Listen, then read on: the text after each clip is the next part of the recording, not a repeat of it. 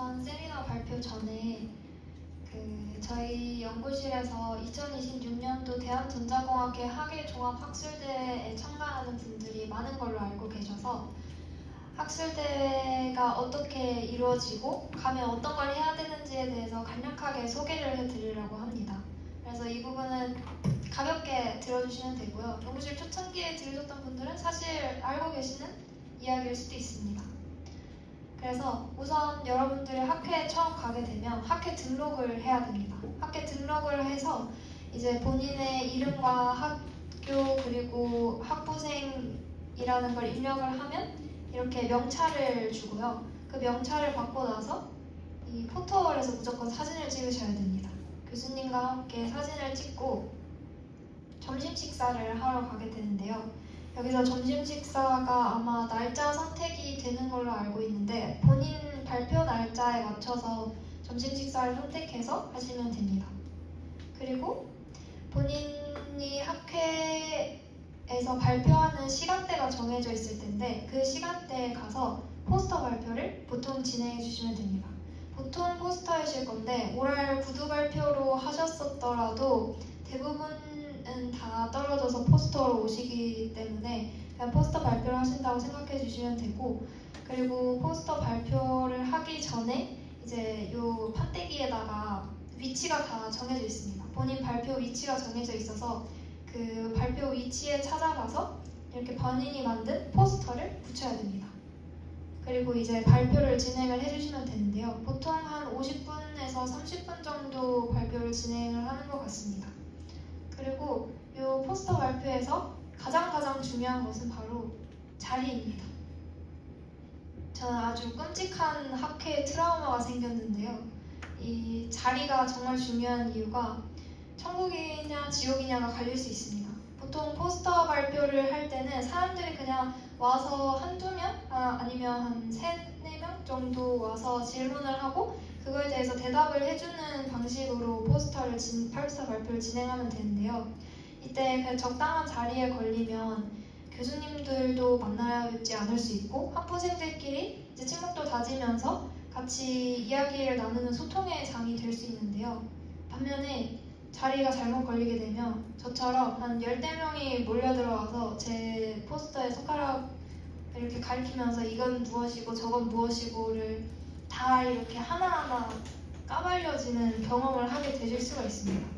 저는 이때 교수님의 교수님까지 다 오셔가지고 심지어 막 영어로 발표까지 시키셔서 식은땀이 아주 났던 기억이 있습니다. 그래서 제 자리가 이렇게 학회장 들어가면 바로 보이는 이 자리에 있었습니다. 그래서 이런 자리만 피하시면 되고요. 이런 자리에 걸리시면 한 1시간 동안 아무것도 못하고 계속 설명만 해야 된다고 생각을 하시면 될 것 같습니다. 저는 너무 힘들었지만 동시에 아주 좋은 경험이었습니다. 제 발표 기회도 많고 그리고 질문해 주시는 거에서 인사이트도 많이 얻을 수 있었지만 정말 힘들었습니다. 그래서 자리가 중요하다 이 말씀 드리고 싶고요. 그리고 학회에 가면 보통 3박 4일 정도 가는데 하루만 발표를 진행을 하게 됩니다. 그래서 하루 발표하는 날 이전과 이후에는 보통 자유시간이 주어지게 되는데요.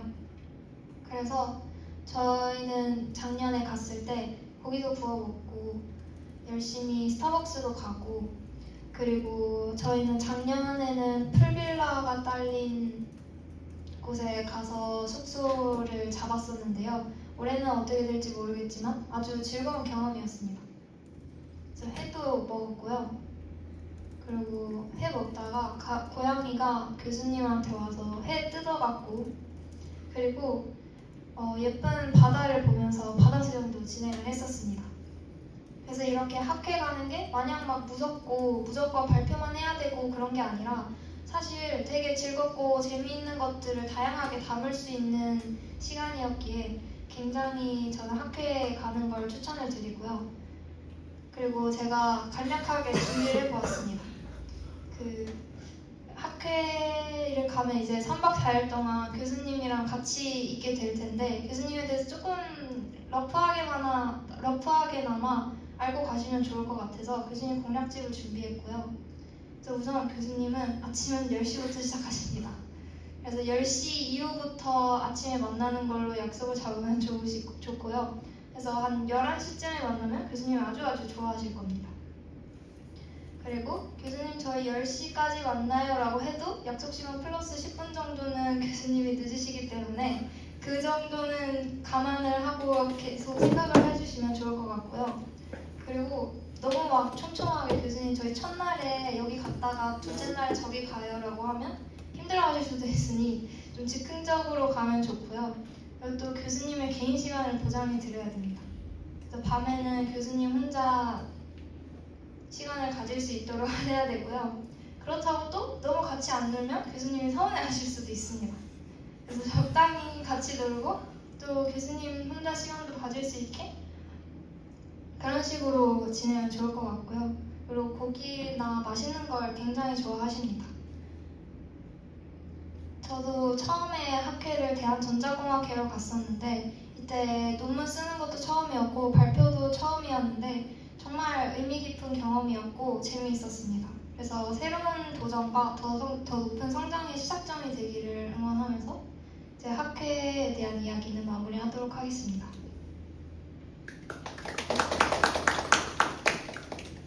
재밌는데요. 너무 잘 들었죠? 네.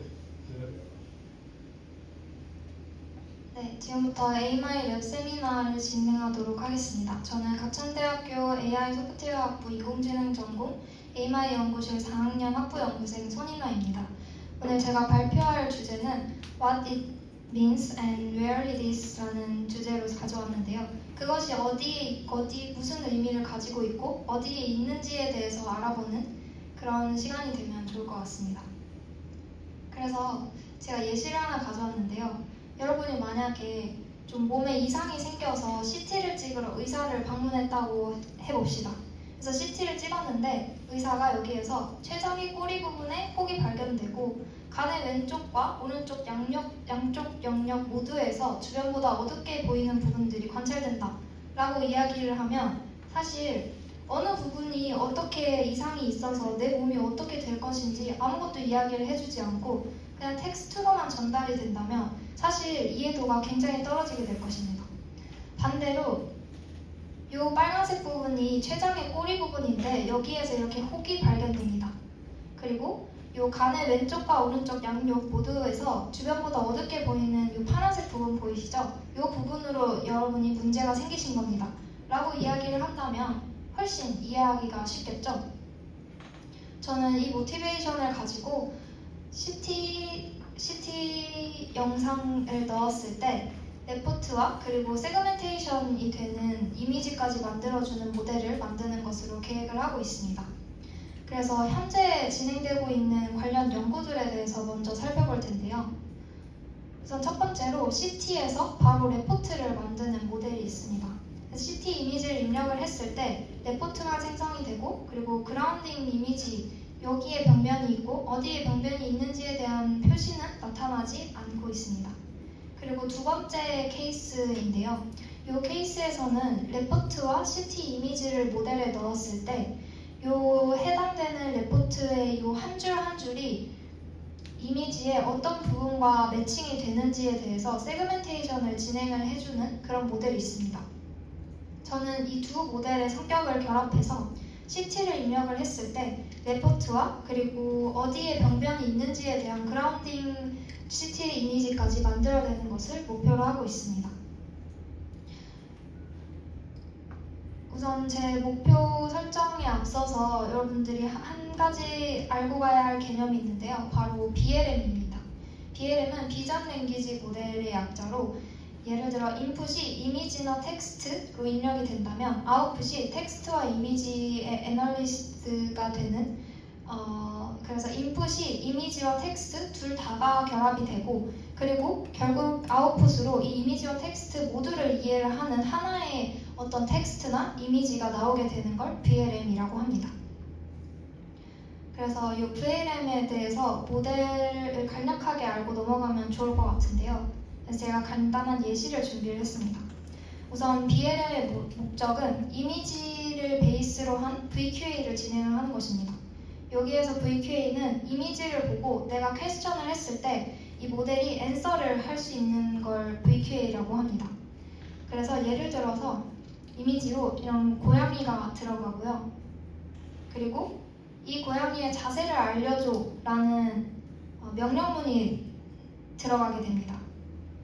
그러면 이 이미지는 비전 인코더에 결합이 되어서 임베딩 값을 추출하게 되고요. 그리고 이 명령어는 랭귀지 인코더, NLP 인코더에 들어가게 되어서 임베딩 값을, 토큰 값을 또 뽑아내게 됩니다. 그런 다음에 이 비전 인코더에서 나온 임베딩 값을 프로젝션 레이어에 입력을 하고요. 그렇게 나온 결과 값을 이 이미지 인코더에 나온 토큰 값과 프로젝션 레이어에서 나온 임베딩 값을 LLM에 넣어서 이 LLM이 최종적으로 이미지와 이 문자에 대해서 둘 다 이해를 하고 대답을 할 수 있도록 하는 것이 바로 VLM의 목표입니다. 그래서 사실 이게 VLM의 전체적인 큰 모델 아키텍처인데요. 여기에서 주로 비전 인코더나 랭귀지 인코더만 바뀌거나 아니면 프로젝션 레이어가 리니어 아니면 뭐 MLP가 아니라 멀티레이어 쪽으로 바뀌거나 하는 두 가지의 큰 틀에서 움직인다고 생각을 해주시면 될 것 같습니다. 그래서 이 VLM을 학습을 시킬 때는요, 첫 번째로 이 특징에 대해서 학습을 시키게 됩니다. 그래서 이 비전 인코더와 랭귀지 인코더는 프로젠 시키고요. 그리고 프로젝션 레이어 이 부분에 대해서만 학습을 시키게 됩니다.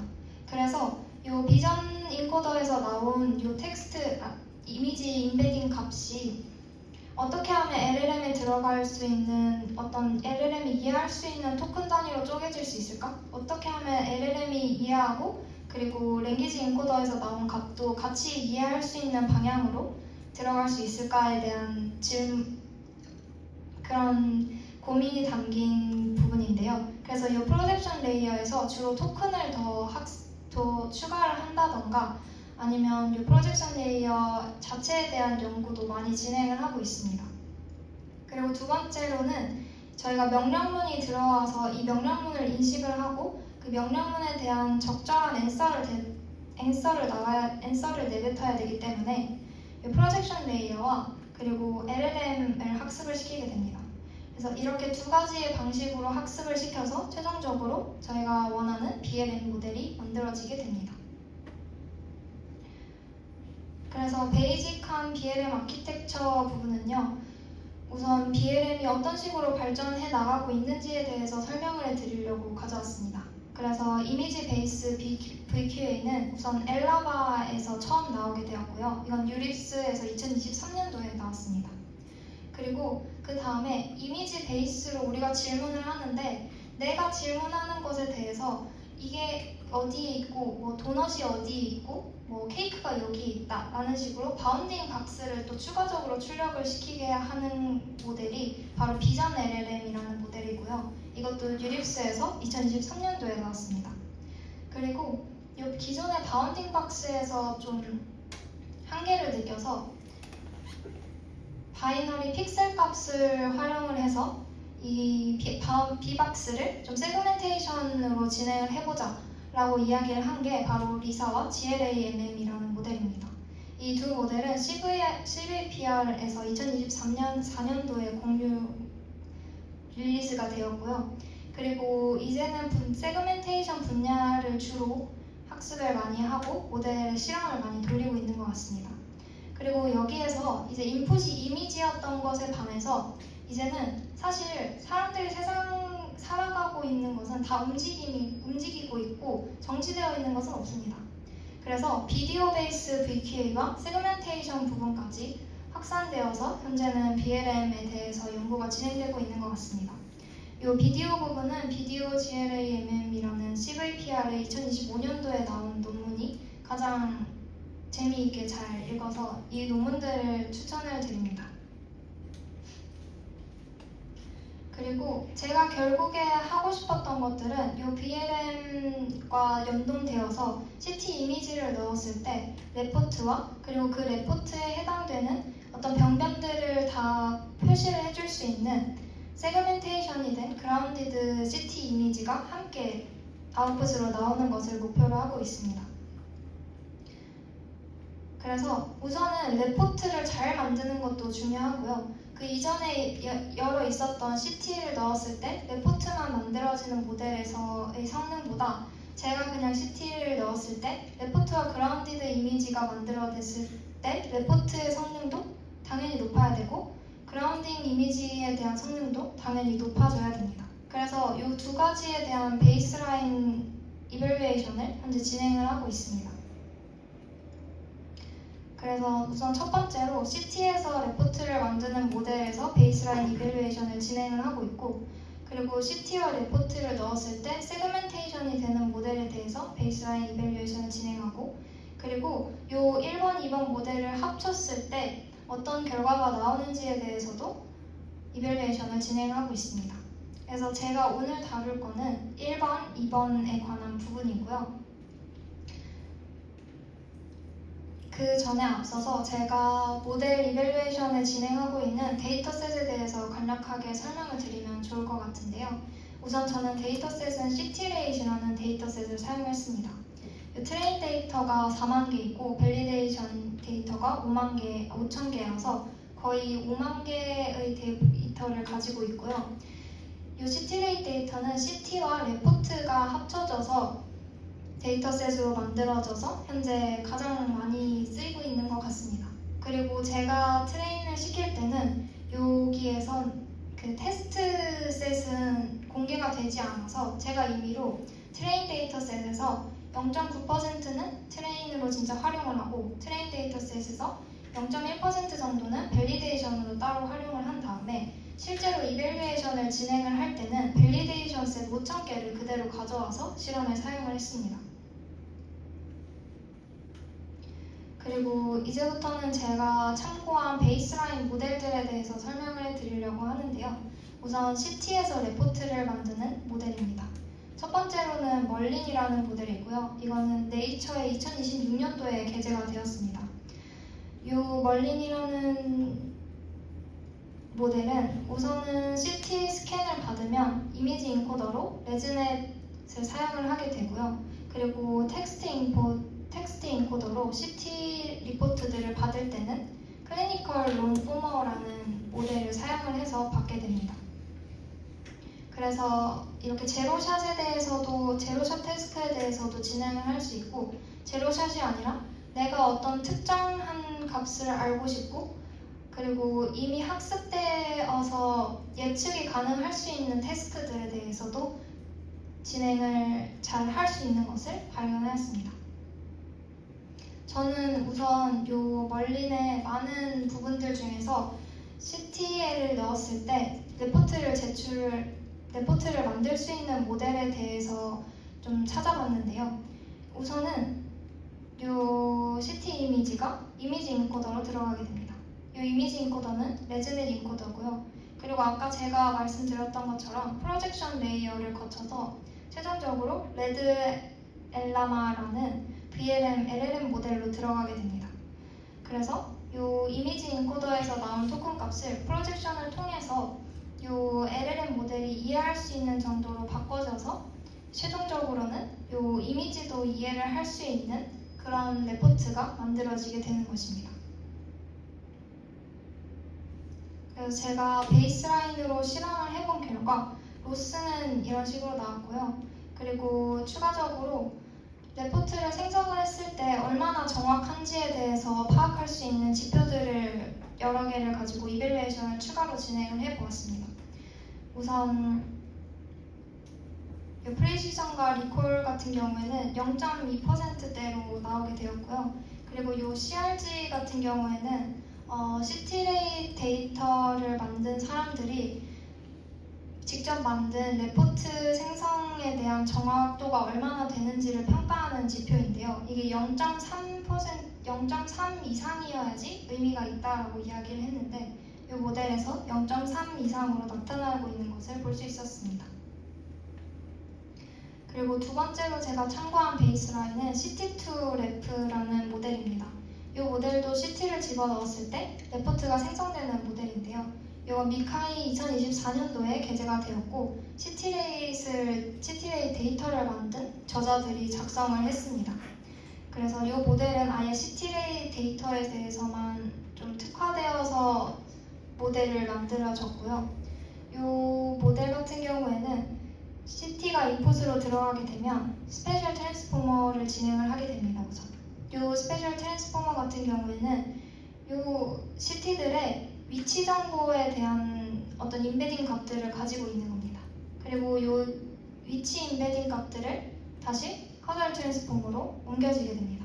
이 커널 트랜스포머에서는 일반적으로 우리가 위치 하나에 대해서만 보지 않고 예를 들어서 저희가 장기라는 것이 사실 위치가 정해져 있고 그리고 어디 근처에 무엇이 있는지에 대해서 잘 명확하게 설명을 할 수 있지 않습니까?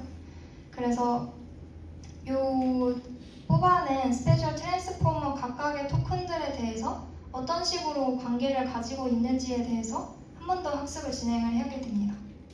그런 다음에 최종적으로 나온 CT 토큰들을 트랜스포머 인코더에 다시 넣은 다음에 이 최종적으로 트랜스포머 디코더를 넣었을 때 레포트 값이 잘 나오게 되는 그런 아키텍처를 가진 모델입니다. 그래서 CT2 레포트 모델을 돌려보았을 때는 로스는 이런 식으로 나타났고요. 그리고 프리시전과 리콜 같은 이밸류에이션 값들도 어느 정도 잘 나오는 것을 확인했습니다. 하지만 멀린보다는 CT2 레포가 오히려 성능이 더 낮게 나오는 것을 확인을 할 수 있었습니다.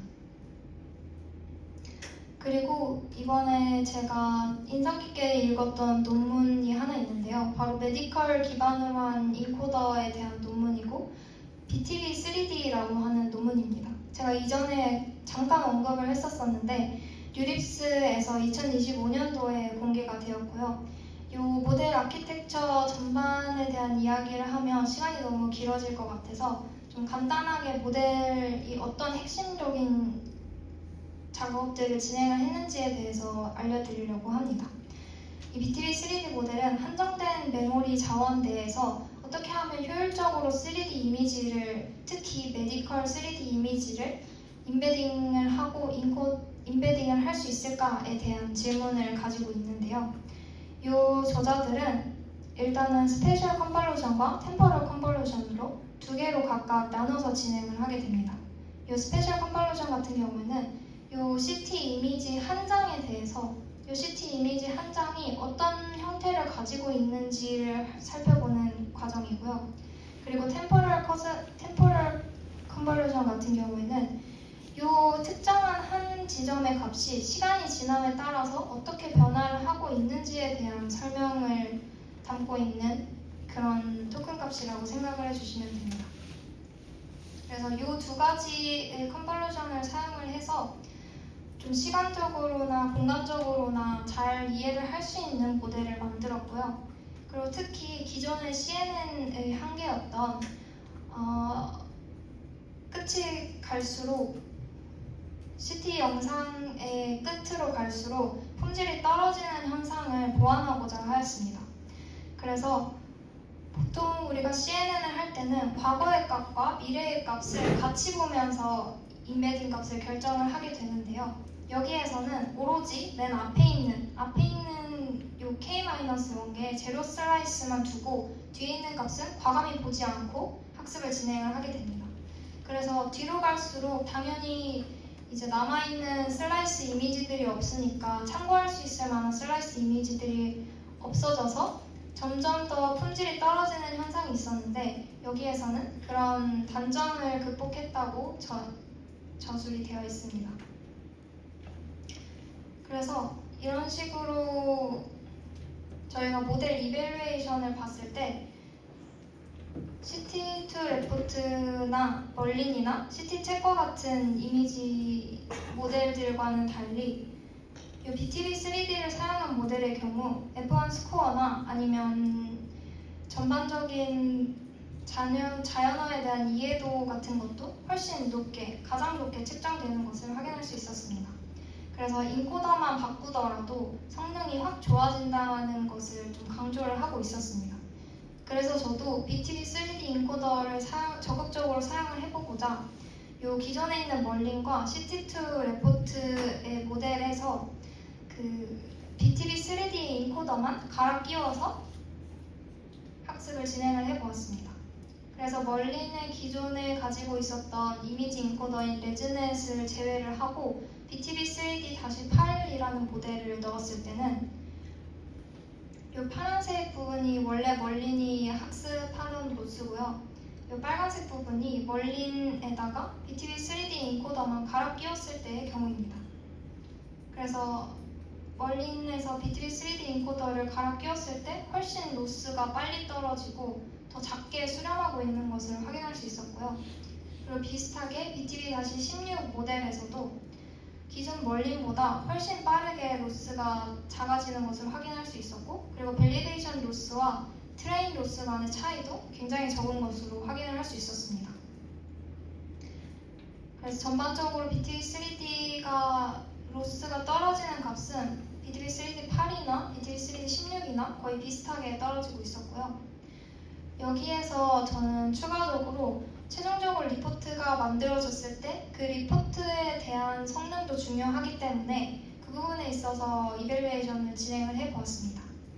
이 부분은 제가 앞서 말씀드렸던 것처럼 로스 값들을 그냥 둔 거고요. 이 부분들은 레포트가 실제로 만들어졌을 때 어떤 형태고 레포트가 실제로 만들어졌을 때 이 레포트가 얼마나 원본 레포트와 닮아있고 잘 만들어졌는지에 대해서 평가를 하는 부분입니다. 그런데 신기하게도 그냥 멀린을 돌렸을 때는 성능이 0.3에서 0.2 초반대였는데 멀린에서 BTB 3D 인코더를 바꿨을 경우에 오히려 성능이 더 낮아지는 경우가 보였습니다. 아니면 성능이 거의 차이가 없거나 더 낮아지는 경우가 생겼습니다. 그래서 이 부분에 대해서는 추가적으로 계속 연구를 진행을 하고 있는 상태고요. 마지막으로는 이제 CT랑 레포트에서 세그멘테이션을 진행하는 모델을 소개를 해드리려고 합니다. 이 모델은 복스텔이라는 모델로 CVPR 2026년도에 선정이 되어서 현재 발표를 한다고 하고요. 이 모델 같은 경우에는 잘 정제된 텍스트 문장 하나하나에 대해서 세그멘테이션이 되는 모델입니다. 이 이미지 값에 대해서 이 문장 하나, 이 빨간색 문장 하나는 여기에 매칭이 되고 이 파란색 문장 하나는 여기에 매칭이 된다 라고 그라운딩으로 표현을 해주는 건데요. 그래서 인풋 값으로는 이미지, CT 이미지와 레포트, 그리고 특히 잘 정제된 레포트 문장 하나하나에 대해서 이야기를 하고 있습니다. 그래서 이 CT 이미지가 들어왔을 때 이미지 인코더에서 3D 유넷 방식으로 토크나이저를 인베딩을 진행을 하게 되고요. 그리고 텍스트 인코더로 이 레포트들이 들어가게 됩니다. 이 텍스트 인코더 같은 경우에는 QN을 사용을 했고요. 그리고 이 텍스트 인코더로 들어간 값들이 최종적으로 하나의 토큰들로 만들어지게 됩니다. 그래서 한 문장이 하나의 토큰화가 되는 겁니다. 이 문장에 대한 이야기를 하나의 토큰으로 만들고 그리고 그 토큰과 이 이미지 인베딩 된 값들을 매칭을 해서 어디에 무엇이 있는지, 어디에 어떻게 표현이 되어야 되는지에 대해서 학습을 하면 이런 식으로 세그멘테이션 된 이미지가 완성되게 됩니다. 그리고 비슷한 방식으로 제가 이밸류에이션을 진행을 해보았습니다. 이 복스텔 이밸류에이션을 진행을 할 때는 렉스 그라운딩 CT라는 데이터셋을 활용을 했는데요. 이 렉스 그라운딩 CT는 CT레이 기존에 있던 데이터에서 이런 식으로 문장 하나하나에 대해서 세그멘테이션 마스크를 추가로 달아준 그런 데이터셋입니다. 그래서 사실 이 데이터셋은 한 3,000개 정도밖에 되지 않고요. 되지 않지만 진행을 해보았습니다. 그렇게 진행을 했을 때 사실 모델에서는 이 복스텔이 렉스 그라운딩 시티에 대해서 파인 튜닝을 진행했을 때 다이스가 28 정도 나왔다 라고 이야기를 했는데 이 파인 튜닝을 진행을 하는 과정이 너무 복잡하고 그 코드가 공개되어 있지 않아서 제로샷만으로 평가를 했을 때는 21.4 그리고 히트 레벨은 52% 정도가 나오게 되었습니다. 그래서 사실 이게 이 복스텔이 시티랑 리포트를 넣었을 때 세그멘테이션 해주는 모델 중에서는 소타이지만 아직까지도 20%대 성능으로 머물고 있어서 굉장히 어려운 주제임을 확인할 수 있었습니다. 마지막으로는 시티랑 레포트 세그멘테이션 모델 중에서 SAT 모델을 소개를 해드리려고 하는데요.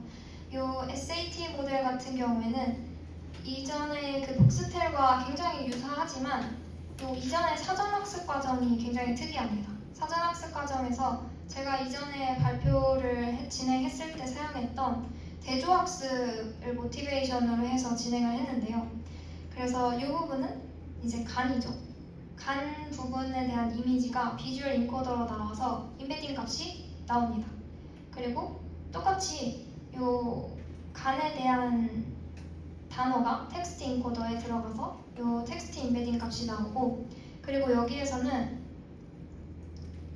기존의 어떤 이 간이 어떤 건지 뭐 기능이나 장기들의 기능이나 생김새나 역할 같은 것들을 좀 서술을 해둔 그런 부분인데요. 이 날리지 베이스들을 사용해서 이것들도 텍스트 인코더에 넣어서 텍스트 임베딩 값을 받아냅니다. 그리고 이 각각에 대한 비주얼 인코더에서 나온 값, 그리고 텍스트 프롬프트에서 나온 값, 그리고 텍스처럴 널리지에서 나온 값들을 비슷한 애들은 당기고 다른 애들은 밀어내는 방식으로 학습을 추가적으로 진행을 해줍니다. 이런 식으로 진행을 했을 때 조금 더 어떤 요 이미지만 학습을 하는 게 아니라 요 장기에 대해서 어떻게 생겼는지 그리고 어떤 기능을 하는지에 대해서도 알아볼 수 있어서 성능이 더 좋다고 이야기를 하고 있습니다. 하지만 소타는 말씀드렸던 것처럼 복스텔이 가장 높다고 합니다. 여기까지가 발표고요. 그리고 제가 추가적으로 이번에 미카이의 2026년도에서 챌린지에 하나 나가려고 하는데 혹시 관심 있으신 분들은 같이 이야기를 나누면 좋을 것 같아서 소개하는 시간을 살짝 만들었습니다. 요 미카이 챌린지 중에 탑 NU라는 모델 NU라는 챌린지에 제가 나갈 계획을 하고 있는데요. 요건 멀티모달이 주로 된 챌린지입니다. 그래서 인풋 값으로 3D CTA나 MRA 스캔을 받아오게 되면 요 내 혈관 쪽에서 어떤 식으로 병이 진행이 되었는지 클래시피케이션 그리고 어디에 병이 진행되어 있는지 세그멘테이션을 진행을 하는 그런 챌린지입니다. 그래서 스케줄은 다음과 같고 혹시 관심이 있으신 분은 저에게 이야기를 해주시면 좋을 것 같은데 이제 트레이닝 데이터 릴리즈되는 6월 15일 전까지 말씀해 주시면 좋을 것 같습니다. 네, 그리고 이 다음부터는 어펜딕스 부분이어서 발표를 마치도록 하겠습니다.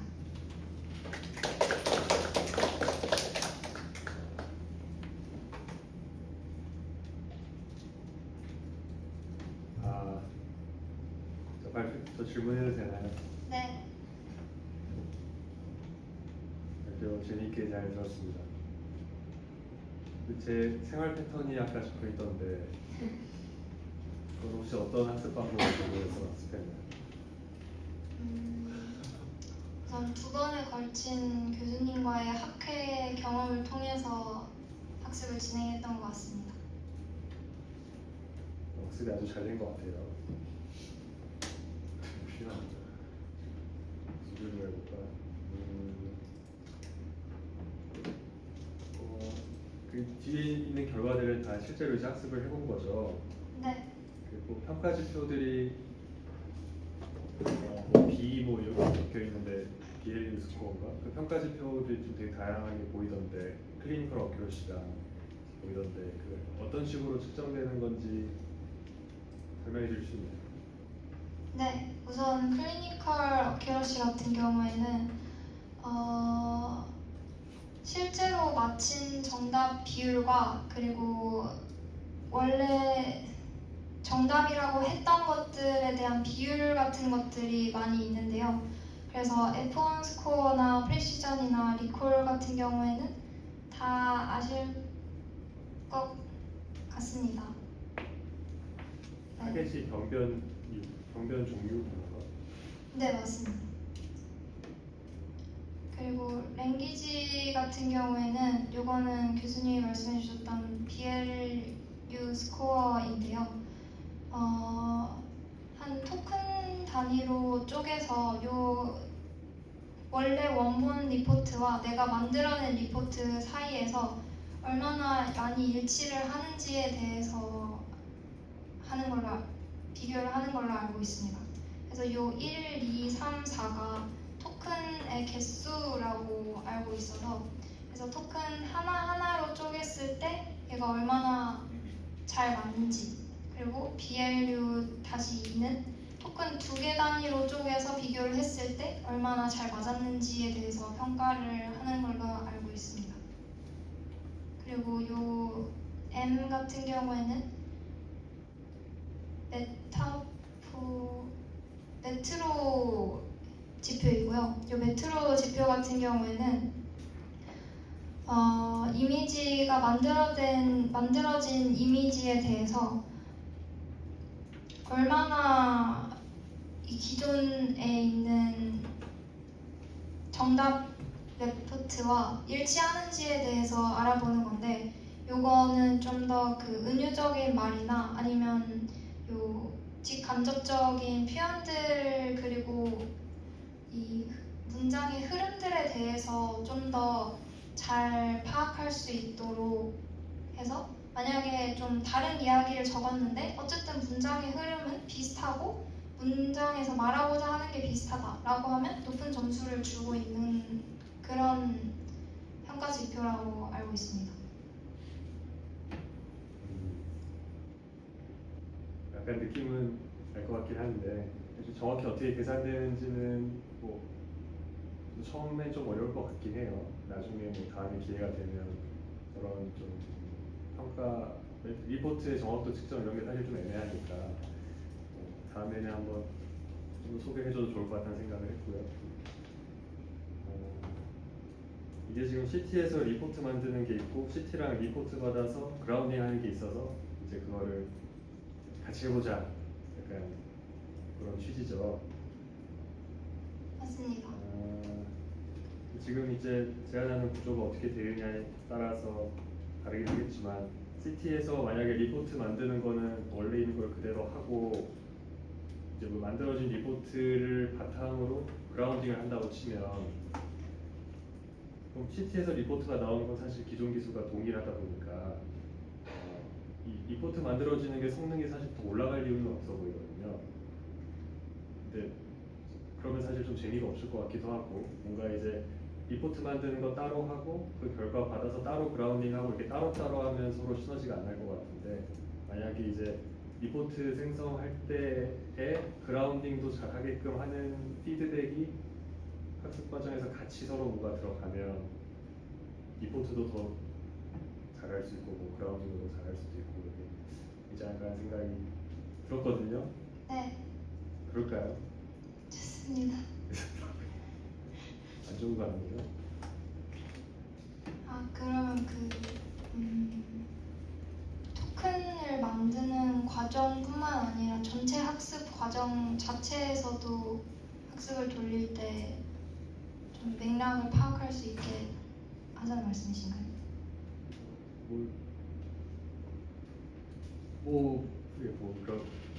그렇게 되면 이제 더 좋을 것 같다는 생각이 앞으로는 드는데 제 생각에 바로 그렇게 가기는 사실 어려울 것 같고 일단은 라이브하게 원래 얘기했던 것처럼 하나 하고 그 다음 하나 하고를 먼저 해보고 그 다음에는 전체를 뭔가 한 번에 두 개를 동시에 학습할 때 두 개를 동시에 잘하도록 뭔가 로스가 들어가는 거를 궁극적인 목표로 그래야 리포트도 더 잘 만들고 그라운딩도 둘 다를 더 잘할 수 있는 게 될 것 같아요. 처음에는 일단 리포트 따로, 그라운드 따로를 할 생각이니까 그러면 그 성능이 한계가 있을 것 같아요. 그 BTV 3D에서 그 스페셜 컨볼루션하고 템포럴 컨볼루션 이렇게 나눠서 했는데 그냥 3D로 한 번에 하는 것보다 이게 뭐 계산이 연산량이 적어서 이렇게 했다고 적혀있나 아니면 또 어떤 이점이 더 있나요? 연상량보다는 이런 식으로 컨볼루션을 진행을 하는 게 전체적인 요 3D 영상에 대한 이해도를 높여줬다라고 적혀 있었습니다. 3D 컨볼루션을 바로 하는 거랑 혹시 비교는 없었나요? 없었던 걸로 기억합니다. 네. 그래요. 이 정도는 알겠으니까 대충 한 절반 정도까지 질문 받고 딱 말해서 마무리해 주세요. 네. 절반 정도까지. 교수님 좀 궁금한 게 있는데 네. 저렇게 따로 하는 게 더 3D 이미지의 맥락을 더 파악하지 못하는 거 아닙니까? 그 이게 어쨌건 2D로 지금 쭉 스캔을 하고 시간축으로는 2D로 먼저 맥락을 본 거를 이제 시간축으로 뒤로 하나씩 보면서 파악한다는 거니까 정보를 아예 놓치는 거는 아니긴 한데 3D 컨볼루션보다 좀 더 이제 제약이 들어간 거죠. 그리고 각 장을 먼저 보고 각 장을 본 거랑 그 다음 장 본 거 두 개의 변화를 보고 이렇게 역할을 좀 나눴다고 봐야 되죠. 그러니까 약간 좀 더 세부 3D 컨볼루션을 바로 하면 제일 표현력이 제너럴라이즈하기 크고 요거는 좀 그거의 이제 부분집합 같은 느낌인 것 같아요. 사실 비교가 있으면 좋을 것 같긴 한데 제가 보기에 이거 3D로 사실 이거 학습하는 게 사실 어려워서 안 하지 않았을까 하는 생각이 듭니다. 파라미터가 너무 많아서.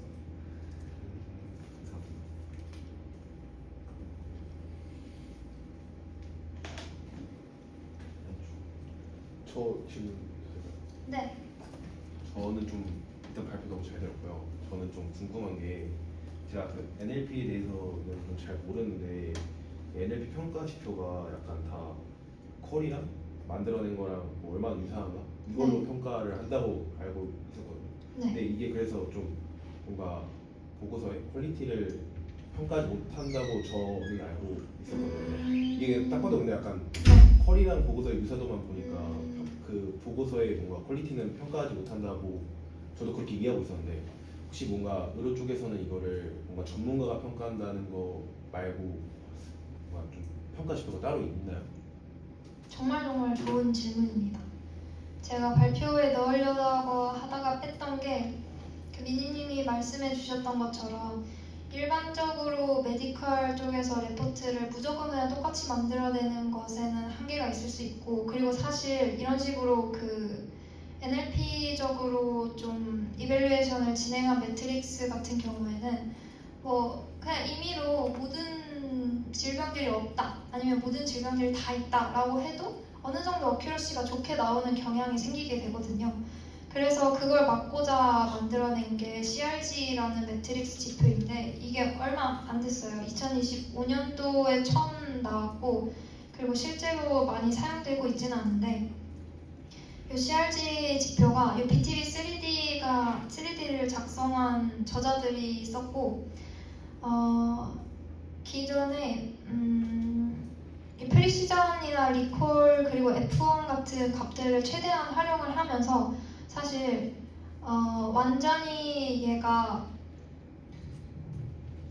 레포트에서 완전히 병변들이 다 없다 아니면 모든 병변들이 다 있다 이런 식으로 평가를 리절트를 나타냈을 때 NLP에서 이밸류에이션을 진행하면 어느 정도 다 성능이 높아지는 그런 것들을 막고자 해서 성능이 다 높다고 한 거랑 병변들이 모두 다 있다라고 했던 그 레포트와 병변들이 모두 다 없다라고 했던 레포트들에 대해서 이 두 개의 값을 똑같이 주는 방식으로 해서 프리시전과 리콜을 잘 조합을 해서 이제 만든 게 바로 CRG라는 지표인데요.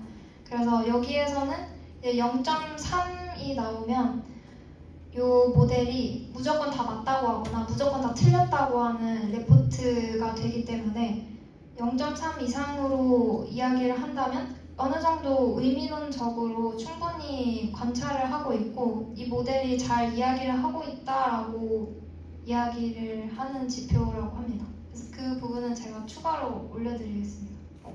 또 하나만 더 적어서 네. 저 프리시전이라는 거의 텍스트에 대한 예측 정확히요. 텍스트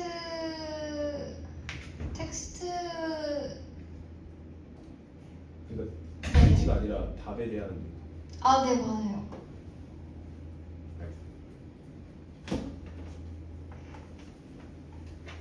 네. 그 인풋이 뇌의 변면인가요? 인풋은 그 어떤 인풋을 말씀하시는 거죠? 이미지. 요 모델들에서요. 네. 요 모델들에서 그 CT레이 데이터는 흉부 CT 데이터입니다. 그래서 대부분은 다 흉부 CT가 인풋으로 들어가게 되는 겁니다. 그럼 그 아래 박스테인인가? 거기에 있는 이미지는 뇌의 이미지인가요? 얘도 복부 이미지입니다. 흉부 복부. 네, 알겠습니다.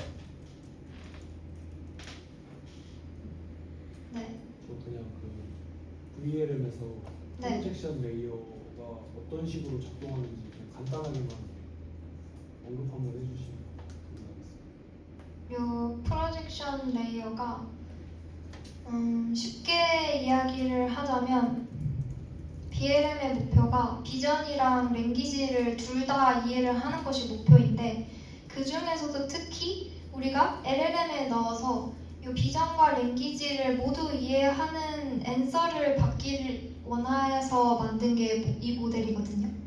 그래서 우리가 최종적으로는 어쨌든 LLM에다가 토큰을 넣어야 돼요. 그런데 이 LLM은 사실 그 랭귀지 쪽에서 잘 사용이 되고 있으니까 이미지 인코더에서 나온 임베딩 값을 그대로 LLM에 넣으면 얘가 이해를 못한단 말이죠. 그래서 이 LLM이 이해를 할 수 있도록 프로젝션 레이어에서 뭐 리니어 컨볼루션을 진행을 한다거나 아니면 NLP를 사용을 한다거나 하는 방식으로 좀 LLM이 이해할 수 있는 정도로 예쁘게 만들어주는 역할을 한다고 생각해 주시면 될 것 같습니다. 그 예쁘게 만드는 방식이 네. 간단하게나마 궁금했던 건데 그 방식은 그냥 정말 간단하게 리니어 레이어에다가 넣어서 요 LLM 토큰 LLM이 받을 수 있는 어떤 차원값이 있지 않습니까? 그 차원값으로 그냥 단순하게 바꿔준다고 생각하면 좋을 것 같아요. 감사합니다. 무슨 말인지 아시겠나요?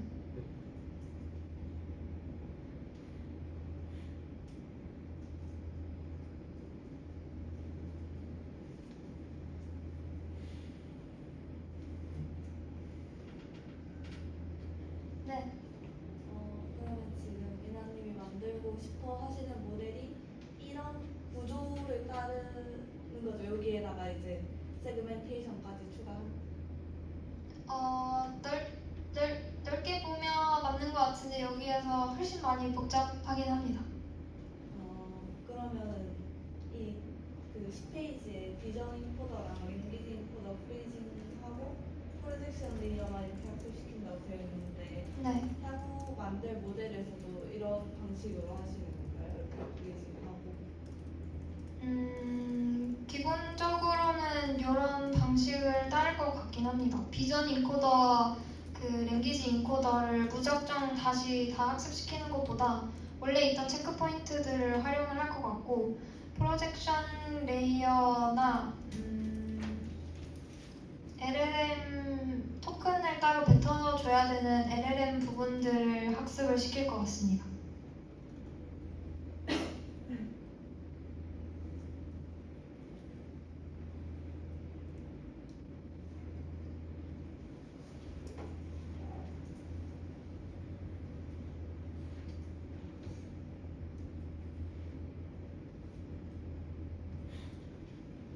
했어요?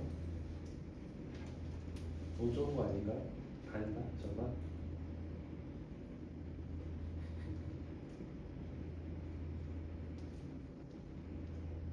한 번만 더.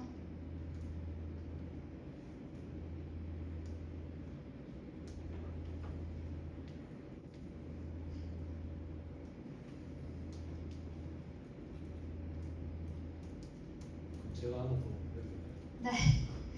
이거 VLM으로 저번에 하신 것도 그렇고 계속 네. 하시는 것 같은데 그 저번에 발표했던 시점하고 지금 시점에서 약간 이뤄낸 거 성취 그런 게 어떤 게 있었는지 그거 사실 저번 발표 때는 진짜 어떤 걸 하고 싶은지에 대한 러프한 좀 스케치만 있었던 상태였어서 지금은 모델 구조를 대략적으로 어떻게 짜야 되는지에 대한 전체적인 파이프라인이 어느 정도 잡힌 것 같고요. 그리고 무엇보다도 제가 연구해야 되는 베이스라인, 참고해야 되는 베이스라인 모델들을 거의 다 돌려보면서 어떤 식으로 출력이 되고 모델들이 어떤 식으로 코드가 짜여져서 어떻게 넘어가는지에 대한 전체적인 흐름을 파악한 것 같습니다.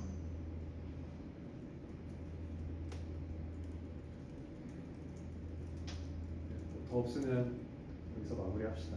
네, 그래서 뒤에 어펜딕스로 그 베이직 BLM을 넣어뒀는데요. 이거는 이제 제가 언급드렸던 BLM 모델들에 대한 전체적인 아키텍처고 BTB3D도 한번 공부해 보시면 좋을 것 같아서 넣어보았습니다. 참고하고 싶으신 분들은 참고해 주시면 감사하겠습니다. 감사합니다.